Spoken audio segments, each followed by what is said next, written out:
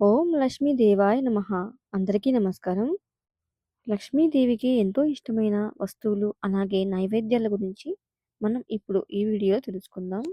నైవేద్యాలు పాలతో చేసిన పాయసం, పరమాన్నం, జిలేబి, బూరెలు, పాయసం, శనగపిండి లడ్డు, నువ్వుల లడ్డు, కొబ్బరి వంటకాలు, పెరుగు, పాలు, నెయ్యి కలిగిన వంటకాలు, అలాగే పత్రాలు, బేతల ఆకులు, తులసి ఆకులు, బిల్వపత్రం, అలాగే రత్నాలు, అమ్మవారికి కొబ్బరి పాలతో చేసిన వంటకాలు, అలాగే కొబ్బరితో చేసిన నైవేద్యాలు అంటే చాలా ఇష్టం. ప్రతి మంగళవారం లేదా శుక్రవారం రోజు తులసి ఆకులను అమ్మవారికి సమర్పిస్తే లక్ష్మీదేవి మీ ఇంట్లో ఎప్పుడు కూడా ఉంటుంది. లక్ష్మీదేవికి మంగళవారం అన్నా, శుక్రవారం అన్నా చాలా ఇష్టం. కాబట్టి మీరు ఆ 2 రోజుల్లో పసుపుతో గణపతిని చేసి పూజించండి. మీకు అష్ట ఐశ్వర్యాలన్నీ లభిస్తాయి.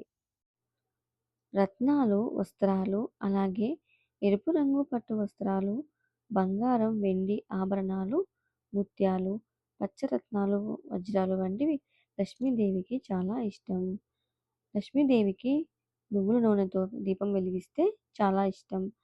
అలాగే శంఖం, గోధుమలు, గోరింటాకు అన్నా కూడా, అలాగే శనగలు, బియ్యం రూపంలో ఉన్న ధాన్యాలు కూడా అమ్మవారికి చాలా ఇష్టం. ప్రత్యేక సూచనలు: శుక్రవారం లక్ష్మీదేవికి పసుపు, కుంకుమ, ఎరుపు వస్త్రాలు, తామర పువ్వు సమర్పిస్తే ఐశ్వర్యం కలుగుతుంది. దీపాన్ని 2 ఒత్తుల దీపం రూపంలో వెలిగించడం అత్యంత శుభప్రదం.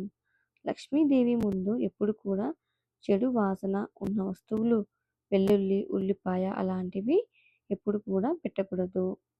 తప్పకుండా స్త్రీలు ఇవన్నీ గ్రహించాలి.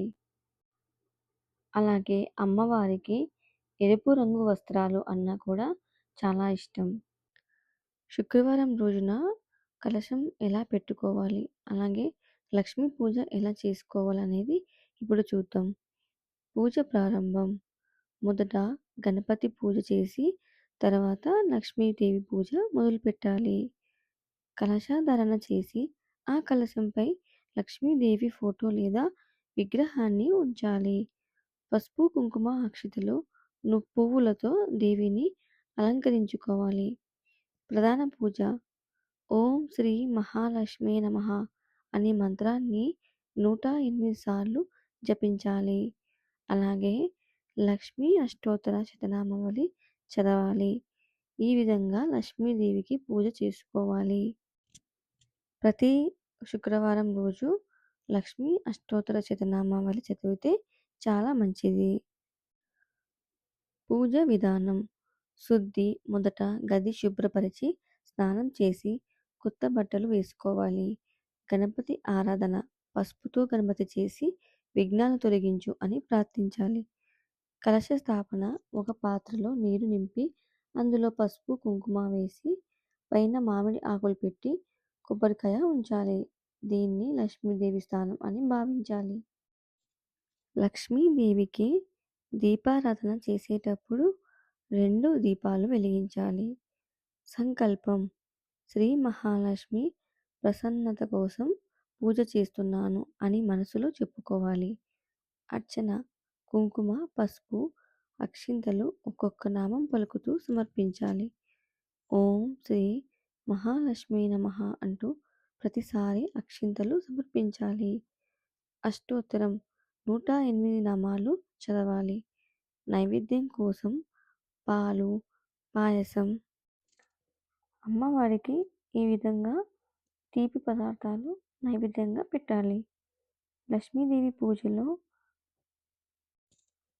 ప్రతి ఒక్కరూ లక్ష్మీదేవి పూజలో సర్వమంగళ మాంగళ్యే శివే సర్వార్థ సాధికే శరణ్యే త్ర్యంబకే గౌరీ నారాయణి నమస్తుతే అనే మంత్రాన్ని ప్రతి ఒక్కరూ చెప్పాలి. ప్రతి శుక్రవారం లేదా మంగళవారం రోజున ఈ మంత్రాన్ని అమ్మవారి ముందు 3 లేదా 5 సార్లు ప్రతి శుక్రవారం రోజున లేదా మంగళవారం రోజున అమ్మవారికి ఇలా పూజ చేస్తే చాలా మంచిది.